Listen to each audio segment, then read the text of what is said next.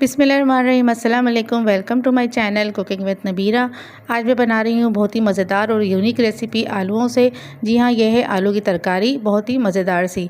तो देखिए, मैंने 4 आलू लिए थे, उसको मैंने इस तरह से कट कर लिया था। ना वो बहुत बारीक है, ना ये बहुत ज़्यादा मोटे हैं। इसको मैंने बहुत अच्छी तरीके से धो के और छन्नी में छान लिया था। इसका पानी बिल्कुल भी पानी नहीं होना चाहिए, क्योंकि हमें इसे फ्राई करना है। फ्राई करने के लिए तेल मेरा गर्म हो चुका है पैन में, तो मैं इसको फ्राई करने के लिए डालूँगी। एहतियात से डालना है, क्योंकि तेल बहुत ज़्यादा गर्म होता है और आलूओं में भले मैंने पानी निकाल दिया हो, लेकिन फिर भी थोड़ी बहुत नमी बाकी रहती है। तो देखिए, तेल में मेरा डाल दिए मैंने आलू।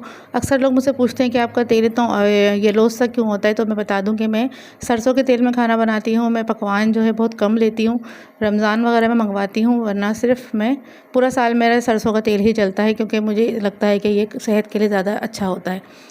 तो देखिए, मैंने इस तरह से डाला। मैंने अभी हाफ़ आलू डाले, मैंने सारे एक साथ नहीं डाले। अगर मैं एक साथ डाल देती तो ये शायद सही से फ्राई नहीं होता। तो आप भी इस तरह करें कि कम क्वांटिटी में डालें और इस लेवल पे आपको निकाल देना है। और ये याद रखें कि बिल्कुल मैंने फुल फ्लेम पे इसको फ्राई करा है, मुझे गलाने नहीं है, मुझे जस्ट फ्राई करना था, फ्राई का लुक देना था। इसलिए मैंने फुल फ्लेम पे इसको सिर्फ 2-2 मिनट में फ्राई करके निकाल दिया। अब जो वो तेल बचा हुआ था, उसी में मैंने गार्लिक डाल दी है बारीक चॉप करके। गार्लिक हल्का सा ब्राउन होने लगे तो फिर हम इसमें 1 अदद प्याज मैं इसमें डाल दूँगी, बारीक चॉप की हुई। प्याज को मुझे अच्छी तरीके से ब्राउन कर लेना है। गोल्डन ब्राउन प्याज हो जाएगी हमारी। जब गोल्डन ब्राउन प्याज होने लगे तो उसके बाद अभी हमें डालना है कड़ी पत्ता।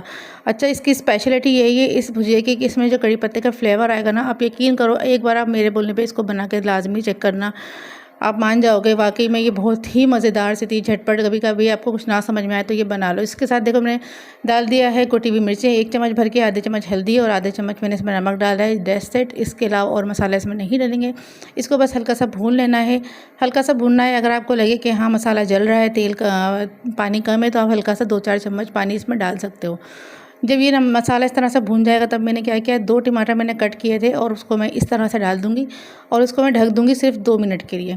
ये तरीका मुझे बहुत अच्छा लगता है कि इस तरह से क्या होता है कि सारे एक ही दफ़ा छिलका निकल आता है और प्यूरी बहुत अच्छी बन जाती है। वरना आप जब कट करके डालते हो तो ऐसा लगता है कि वो टमाटर की प्यूरी बहुत अच्छी सी नहीं बनी, क्योंकि उसमें छिलके रह जाते हैं।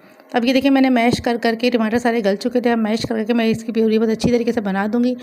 बिल्कुल अगर आप चाहो, अगर टाइम हो, तो आप इस वक्त अगर टमाटर आपने साबुत नहीं डाले हुए, काट के डालें, तो आप ये करो कि इसको निकाल दो, इसको ग्राइंडर में पीस लो इस मसाले को पूरा, वो भी कर सकते हो, लेकिन ये तरीका ज़्यादा बेहतर है। अब देखिए, मसाला मेरा रेडी हो चुका है। मैंने जो आलू फ्राई करके रखे थे वो मैं इसमें डाल दूँगी अच्छी तरीके से मिक्स करके। अब मैं इसको रख दूँगी सिर्फ और सिर्फ 2 से 3 मिनट के लिए दम पे, क्योंकि हाफ़ आलू कुक हो चुके थे और हाफ़ आलू कुक इसमें हो गए। ये देखिए जनाब, मेरा तैयार हो चुका है। बहुत ही मज़ेदार से खुशबू इस टाइम आ रही है।